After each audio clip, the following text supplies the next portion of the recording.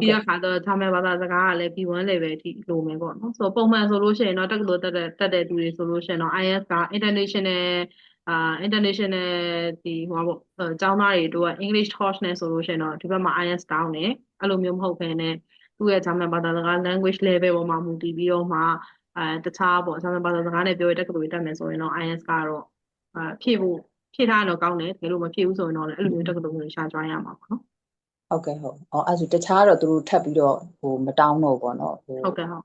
ကြီးနေတယ်ပဲဒီမှာ vocation တွေမှာလုပ်ထားတာနဲ့တွဲပြီးတော့အမတို့ college ဆက်လျှောက်လို့ရတာပေါ့အဲ့လိုမျိုးဟုတ်ကဲ့ဟုတ်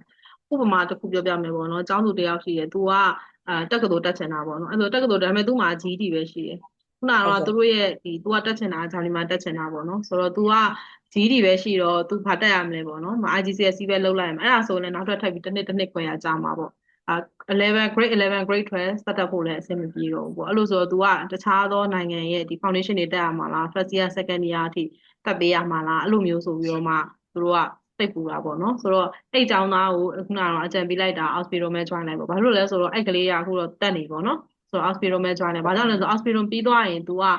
ဒီ upper secondary school complete ဖြစ်တယ်ဆိုတော့ဒီ qualification နဲ့ညီတဲ့ qualification ကိုရမှာဖြစ်တဲ့အတွက်ကြောင့်မို့ခုမှတက္ကသိုလ်ဆက်တက်လို့ရှိရင်အဆင်ပြေတယ်ပြီးတော့ဒီ Auspido နဲ့ပြီးထားတဲ့ကျောင်းသားတွေဆိုလို့ရှိရင်ဘွဲရပြီးရင်တော့မှအလုပ်အကိုင်ရအခွင့်အလမ်းကပိုများတယ်။ဘာကြောင့်လဲဆိုတော့တချို့ဆိုလို့ရှိရင် academic အတိုင်းပဲသွားရတယ်။ဆိုတော့ဘွဲရပြီးလို့ရှိရင်တော့အလုပ်ရှာဖို့အနေနဲ့ခက်တယ်။ဆိုတော့ဒီ Auspido နဲ့ပြီးသွားတဲ့ဥစ္စာကြီးဆိုလို့ရှိရင်သူတို့ပိုသဘောကျတယ်။ဒါကြောင့်မလို့ job opportunities လည်းပို့ပြီးတော့အဆင်ပြေတယ်ပေါ့နော်။ပြီးတဲ့အခါကျလို့ရှိရင်အဲ့မှာ9နှစ်စတိုက်ခုနကတော့ပြောတယ် Auspido နဲ့3နှစ်နောက်နှစ်ထပ်ပြီးတော့မှနောက်ထပ်ပြီးတော့ working experience နဲ့2နှစ်စတိုက်နေရဆိုလို့ရှိရင်စုပေါင်း9နှစ်နေရဆိုရင်ကျမတို့ passport ချိန်လို့ရပါပေါ့နော်။ပြောရမယ်ဆို permanent residency ရှောက်လို့ရတယ်ပေါ့နော်။သူကကြတော့ခုနကတော့ဟိုပါပေါ့နော်ဟိုရှေ့မှာပြောသလိုမျိုးပဲဒီ Auspido ပြီးသွားတဲ့Auspido အတွင်းမှာသွားနေတဲ့ဥမာအခုဒီကနေ interview က vacancy ရှိတဲ့ company မှာ interview အရင်ရပါမယ်အဲ့ interview ရသွားတဲ့အဲ့ company မှာပဲသူ့ရဲ့ performance ကိုသဘောကျတယ်သူကဆိုတော့တစ်ဖက်မှာကြောင်းတက်နေနေအလုပ်လုပ်ပြီးတော့မှသွားတယ်ဆိုလို့ရှိရင်တော့ပို့ပြီးတော့တေးကြတာပေါ့နော်ကရှင်ဟုတ်ကြည့်စော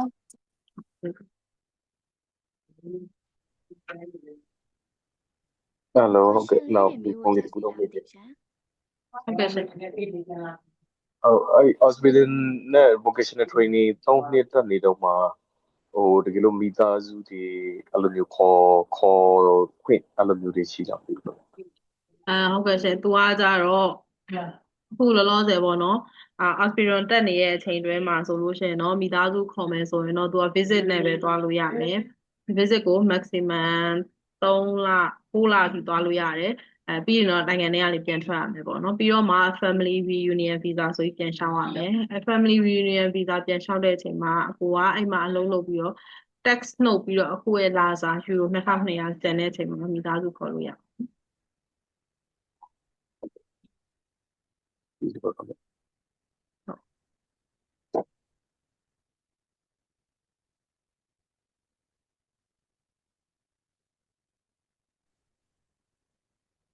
ခေါ်ရှင်မေးချင်တာလေးများရှိသေးလားရှင်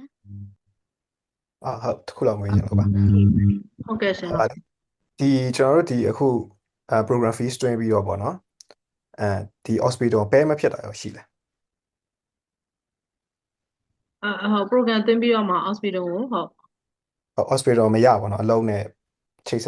က်နိုင်တာရောရှိလားအဲ့လိုမျိုးတော့မရှိဘူးရှင်ကျမတို့ကဟိုဘက်မှာအလုပ်ရတဲ့အထိပေါ့နော်။ကျောင်းသားအလုပ်ရတဲ့အထိဒီဟိုအစအဆုံးအကုန်လုံးတောင်းယူထားပါဟုတ်ဟုတ်တကယ်လို့လေဒီအမပြောတဲ့ timeline အတွင်းမှာမရရင်နော်အဲ့လိုလေtimeline အတွင်းထဲမှာမရဘူးဆိုတော့ဒီလိုမျိုးတော့ရှိရပေါ့နော်။ဥပမာဒီမှာ interview အတွက်လည်းကျမတို့ training တွေအများကြီးလုပ်ပေးတယ် program အတွက်လည်း training တွေအများကြီးပေးတယ်ပြီးတော့ကျမတို့ဂျာထဲမှာ interview တွေလည်းပေးတယ်ဆိုတော့ဒီအတွင်းမှာကျောင်းသားကဘာသာစကားက B1 level ထိမရသေးလို့ဆိုလို့ရှိရင်တော့ကျမတို့အဆင်ပြေတယ်မဟုတ်ဘဲနဲ့ဒီ training တွေအားလုံးပေးပြီး interview တွေအားလုံး training ပေးပြီးတော့မှinterview တွေလည်း2ခါ3ခါရပြီးတော့မှထပ်ပြီးတော့ interview ကြနေအောင်မယ်ဆိုလို့ရှိရင်တော့ interview fees ကောက်ပါမယ်ရှင်ဟုတ်မရမချင်တော့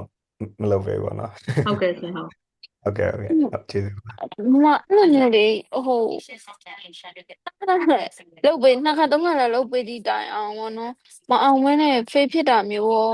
ရှိခဲ့တာအရှိ အရှိမတော့အဲ့လိုမျိုးတော့မကြုံခဲ့ဘူးပေါ့နော်ကျောင်းသားတွေကနှစ်ခါတချို့ဆိုတော့နှစ်ခါတချို့ဆိုတော့တစ်ခါလေးအောင်သွားတယ်ပေါ့အဲ့လိုမျိုးတော့ရှိတော့တော့လဲဆိုတော့ तू က mock interview training ကိုအများကြီးရတာအရင်ပိုက်စိတ်တိုက်ပြီးတော့အရင်ကြက်ညက်ပြီးတော့အဲ့လိုမျိုးမေးနေအောင်မရှိဘူးဒါကြောင့်လဲဆိုတော့အခါကျတော့အခုမှဆို vocational ကိုစသွားမယ်ဒါပေမဲ့ working experience ရှိထားပြီးသားဆိုတော့သူ့ရဲ့ working experience ကိုတော့မေးတာပေါ့နော် အော်ဟုတ်မမကျေးဇူးလို့ဒီကိုနောက်ကလည်းမေးခဲ့ပူပါတယ်ဟိုတယ်ပိုင်းနဲ့သွားမယ်ဆိုရင်ဒီအစားကနေ A1 အပီအစားကနေဟိုရောက်တဲ့အထိကိုခက်မှန်ကြီးယူရို1300 1400လောက်ဆိုရရပါနော်ဟုတ်ခုနအဲ့လိုပြောခဲ့ပါဟုတ်ကျေးဇူးပါကျေးဇူးပါ ဟယ်လို ဟုတ်ကဲ့ရှင် ဟုတ်ကဲ့ကျွန်တော်တစ်ခုလောက်မေးချင်လို့ပေါ့နော်ဆိုတော့ ဟုတ်ကဲ့ရှင် ခုနကကျွန်တော်ဒီ payment က12500လို့သိရတယ်အဲ့ဒီမှာကျွန်တော် payment ကို installment အပိုင်းလေးရှိတယ်ပေါ့နော်ဆိုတော့ကျွန်တော်မေးချင်တာနှစ်ခုပါတစ်ခုကကြတော့ခုနကပြောရတဲ့မေးခွန်းတွေလည်းဆက်ဆက်မယ်ဘာလဲဆိုတော့ interview တဲ့ frequency ပေါ့နော်အခုဒီ payment fee အရာကျွန်တော်ကဒီ payment ကိုပေးသွင်းပြီးတော့အကယ်၍ interview ရဲ့အခြေအနေက2ကြိမ်3ကြိမ်မှာ free တယ်ဆိုလို့ရှိရင်ဒီ education အနေနဲ့ဒီဟာကိုအပြည့်ပြည့်ဝတာဝန်ယူပေးနိုင်တယ်လို့မထင်ဘူးလားဘာလို့လဲဆိုတော့ပုံမှန်အဖြစ်ကျွန်တော်တို့နားလည်တာက hospital ကhospital တင်တဲ့အတွက်တီးတန့်ပတ်စံပေးစရာမလိုဘူးပေါ့နော်ဂျာမနီကိုဒါပေမဲ့ဒါဒီကနေပြီးတော့စီစဉ်ပြီးတော့ချိတ်ဆက်ပြီးတော့လှုပ်ဆောင်ပေးရတဲ့အပိုင်းတွေ visa documentation အပိုင်းတွေရှိတာဆိုတော့လေဆိုတော့အကယ်၍အဲ့ဒီဟာနဲ့ပတ်သက်ပြီးတော့student ဒါမှမဟုတ်ဒီဟာနဲ့ပတ်သက်ပြီး join မဲ့သူပေါ့နော်ဒီ hospital vocational pathway နဲ့ join မဲ့သူကသူ့ရဲ့ဒီ April intake မှာသူ interview မအောင်ဘူးဆိုလို့ရှိရင်ဒီဘက်ကနေဘယ်လိုတာဝန်ယူပေးမလဲသိချင်တယ်ပေါ့နော်ဒါနံပါတ်1နံပါတ်2ကကြတော့ခုနကဒီ vocational တက်နေတော့မှရမယ့် salary ကို test မနှုတ်ဘူးလို့ကျွန်တော်ကြားလိုက်မိတယ်လို့ပဲအဲ့ဒါလေးကိုတစ်ချက် confirm ပေးလို့ရမှာမသိဘူးဟုတ် tax ကတော့ယူရို980နဲ့အောက်ပေါ့နော်980အောက်ဆိုလို့ရှိရင်သူက tax မနှုတ်သေးဘူးပေါ့အဲ့လိုဆိုတော့အဲ့မှာမှသူရတဲ့အဲ့ဟာလေးနောက်ဆုံးမေးခွန်းလေးကိုအရင်ဖြေလိုက်တာပေါ့နော်ဆိုတော့အဲ့မှာမှသူ့ကိုဒီဟိုပါပေါ့နော် insurance တွေလည်းဒီကြားထဲမှာနှုတ်အောင်မှာဖြစ်တယ်ပေါ့ဆိုတော့အခါကျတော့သူကသူတို့သတ်မှတ်ထားတဲ့ဒီ range ရဲ့အောက်မှာတော့ရှိနေသေးတယ်ပေါ့နော်ဆိုတော့အခါကျတော့သူ့ရဲ့ဟိုပါပေါ့နော်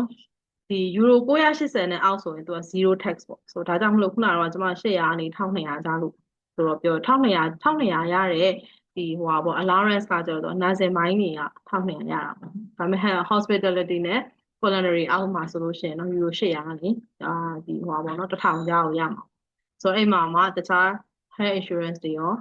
တခြားသောသူ့ရဲ့ liabilities တွေပေါ့နော်ပေးဆောင်မယ့်ဟာတွေဆိုတခြားဒီ insurance နဲ့ပတ်သက်တဲ့ဟာပါပဲဆိုတော့အဲ့ဒါကြီးလည်းဖြစ်မှာဆိုတော့980အောက်ဆိုတော့သူနှုတ်ခံတယ်ခုနကတော့ကျမတို့ဟိုပါပေါ့နော်ဒီ interview ကိုမေးတယ်ပေါ့ဆိုတော့ကျမတို့ဒီ interview ကကြတော့ training တွေအများကြီးပေးတယ် mock training တွေအများကြီးပေးတယ်ဆိုတော့ interview 3ခါဒီမှာကျောင်းသား pass မဖြစ်ဘူးဆိုရင်ဒါကျောင်းသား effort စိုက်မထုတ်ဘူးလို့ကျမတို့ယူဆတယ်ဒါကြောင့်မို့လို့ဒီမှာကျမတို့ fees ကောက်တာပါ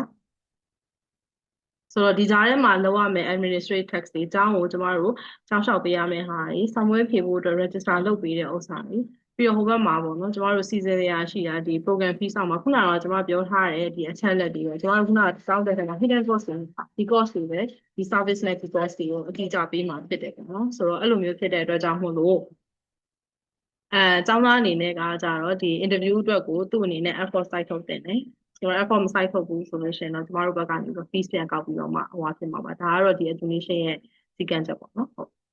ဟုတ်ကဲ့ကျေးဇူးပါခင်ဗျဆိုတော့ခုနကပြောတဲ့အရာဆိုလို့ရှိရင်အကယ်၍တစ်လကို925ကျပ်အောက် income အရာဂျာမနီအစိုးရကနေပြီးတော့သူတို့ရဲ့ဖြတ်တဲ့ test 3မျိုး for 3မျိုးရှိတယ်ပေါ့နော်အဲ့3မျိုးက925အောက်မဖြတ်ဘူးဆိုရင်ကျွန်တော်ကတော့ဒီ suggestion ကခုနကပြသွားရဲ့ slide ထဲကဒီ salary deduction ကမှားနေလိမ့်မယ်ခင်ဗျဘာဖြစ်လို့လဲဆိုတော့အဲ့အတိုင်းသာဆိုရင်ဒီចောင်းသားရဲ့ကျွန်တော်ရဲ့ကဲဝီဒီယာကို join ပြီးသွားမဲ့သူရဲ့နေစရိတ်ရယ်စားစရိတ်ရယ်ခုနကပြတဲ့မျိုးတွေအရာအဲ့ဒီက basic living cost အရာဆိုရင်တော့မှဒီ6လကတော့မဖြစ်နိုင်တော့ဘူးထင်တယ်ဘာလို့လဲဆိုတော့အကယ်၍925အောက်ပဲသူက salary ရတယ်ဆိုလို့ရှိရင်သူ့ရဲ့ net မဟုတ်ဘူးရှင်ခုနကတော့ဟို file လေးကိုကြည့်ရတဲ့လွဲသွားရတယ်တင်တယ်ကျမက4လခွဲကနေ9လလို့ပြောတဲ့ဥစ္စာကကြတော့သူ့ရဲ့လစာ2200ကနေ2500ကြာရပြီးရဲ့အချိန်မှာရမယ် payback period ကို ROI တွက်ပြထားဖြစ်ပါတယ်ဟုတ်ပြီအဲ့ဒါဆိုလို့ရှိရင်တော့ဒီဟာကဒီ hospital ကာလမှာရမယ်ကာလမဟုတ်ဘူးဒီ3နှစ် hospital 3 နှစ်ပြီးသွားပြီးတော့သူတကယ် on job training on job ဒါပဲရနာပါမယ်8နာရီ7မိနစ်လည်းဖြစ်နေပြီဆိုတော့လေနောက်တစ်ခုကကြတော့တကယ်လို့မြန်စိတ်ဝင်စားတယ်ဆိုလို့ရှိရင်လူမီ live ကိုဆက်သွယ်ပါကျမတို့1-on-1 counseling ပေးနေရပါတယ်1-on-1 counseling ဆိုတာအကြောင်းသားရဲ့ဒီ education background အကြောင်းသားရဲ့ financial background ပေါ့နော်ဒီအရာတွေပေါ်မူတည်ပြီးတော့1-on-1 counseling တွေယူလို့ရပါတယ်ဆိုတော့တယောက်နဲ့တယောက် background မတူကြဘူးပေါ့နော်ဆိုတော့ဒီအပေါ်မှာမူတည်ပြီးတော့1-on-1 counseling တွေယူလို့ရပါတယ်ဆိုတော့စာရင်းပေးပြီးတော့1-on-1 counseling ယူပါဆက်ဟုတ်အဲ့ကြတော့ဘယ်လို fee ယူလဲရှင်အဲ့အတွက်မှာတော့ free ပေါ့နော် fee တော့မရှိဘူး free 1-on-1 counseling ပါဟုတ်ကျေးဇူးပါဟုတ်တော့မေးစရာလေးတွေမရှိတော့ဘူးဆိုလို့ရှိရင်ဒီ program လေးကိုဒီမှာပဲဆက်လိုက်ပါမယ်ID နဲ့လာစင်မိုင်းရတော့ဘယ်ဟာပို့ပြီးတော့ salary ပို့ရလဲID နဲ့ Nazel မိုင်းမှာဘယ်ဟာပို့ပြီး salary ပို့ရလဲဆိုတော့ Nazel မိုင်းဆိုလို့ရှိရင်လစာရမယ့်ဥစ္စာကယူရို3000ကနေ3500ကြားရမှာပါဆိုတော့ salary rate ကတော့သိမကွာဘူးပေါ့နော်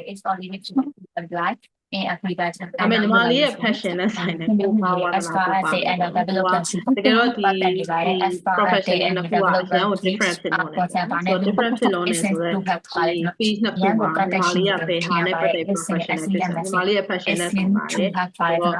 အကြံပေးချင်တာကတော့ကိုယ့်ရဲ့ passion ကိုအရင်လုပ်ပါကိုယ့်ရဲ့ passion ပြီးတဲ့အနောက်မှာ salary ကလိုက်လာမှာပေါ့နော်ချီချီကော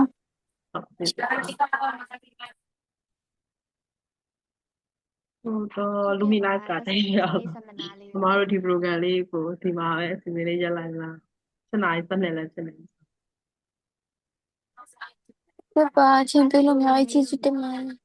ဟုတ်ကဲ့ညီမလေးမျက်နှာတကယ်လို့ပေါ့နော် counseling free counseling လိုချင်သေးရဆိုလို့ရှိရင်လည်းတည်စင်တာလေးချိန်ထပ်ပြီးတော့ယူလို့ရပါတယ်ဟုတ်ကဲ့ရှင်ကျေးဇူးပါဟုတ်ကဲ့ကျေးဇူးပါတက်ရောက်ချင်းစီတိုင်းကိုကျေးဇူးတင်ပါတယ်ရှင်ဒီနေ့ join ပေးကြတဲ့တက်ရောက်ချင်းစီတိုင်းအတန်းသိမ့်မကြဟုတ်မလွင်ရမေးစရာရှိလို့လားမသိဘူးရှင်ဟုတ်ကဲ့လေအမတခုလေးသိချင်လို့ဟုတ်ဒီ vocational ပေါ့ရင်အမတို့အိမ်ကနေပြီးတော့အမတို့ကလေးအတွက်ចောင်းစရိတ်တို့ဘာလို့နေစိတ်စားစိတ်ပေါ့နော်အဲ့လိုမျိုးထပ်ပြီးတော့ပို့ပေးဖို့လိုမလားလို့သိချင်တယ်ဟုတ်ကဲ့လိုရင်လည်းဘယ်လောက်ဟုတ်ကဲ့ဟုတ်ကဲ့ရှင်ဟုတ်ဆိုတော့တကယ်တမ်းကျတော့ဒီပေါ့နော်800ကနေ1000ကြားရမယ်ဆိုတော့ allowance ကကျတော့သူ့ရဲ့ living cost ကိုကာမိတယ်ပေါ့နော် living cost ကိုကာဖြစ်တယ်ဆိုတော့အဲ့ဒါကကျတော့မှကျောင်းသားရဲ့အပေါ်မှာပို့ပြီးတော့မှုတည်ရပေါ့နော်ဆိုတော့တခြားသူတွေကတော့600ကနေ900ကြားသုံးတယ်လို့ပြောတယ်ပြီးတော့သူပို့ပြီးတော့မှသုံးချင်လို့ရှိရင်တော့ပတ်တိုင်းလုပ်ကလေးတော့ရှိတယ်ဒါပေမဲ့လည်းစာအုပ်ပို့ပြီးတော့မှလုပ်ဖို့တော့ကျမတို့က focus ပို့ပြီးတော့လုပ်ဖို့တော့အကြံပြုချင်တယ်ပေါ့နော် training တွေတခြားဆင်းထားပြီဆိုလို့ရှိရင်တော့ဒီ9ရက်အတွင်းမှာတော့သူက full time နေတယ်တော့ဖြစ်နေမှာပေါ့အဲ့လိုဆိုတော့ခုနကတော့ပြောတယ်800ကနေပြီးတော့မှဒီ1000ကြားရမယ်ဆိုတော့ဒီ hospital တွေနဲ့ contract တာ join မယ်ဆိုရင်မ hotel join မယ်ပြောထားလို့ပေါ့နော်ဆိုတော့အဲ့ဒါဆိုရင်တော့ cover ဖြစ်ပါတယ်အဲ့ဆိုတော့အိမ်ကနေပြီးတော့ living cost တော့ပေးစရာမလိုဟုတ်ကဲ့ဟုတ်အဲ့ဒါဆိုရင်မတို့အခုဒီကနေသွားပြီဆိုရင်ထပ်ပြီးတော့ကလေးကိုဈေးစကထပ်ပြီးတော့ပေးစရာမလိုတော့ဘူးပေါ့နော်ဟုတ်ကဲ့ရှင်ဟုတ်ကဲ့ဟုတ်ကျေးဇူးပါနော်ဟုတ်ကျေးဇူးပါရှင်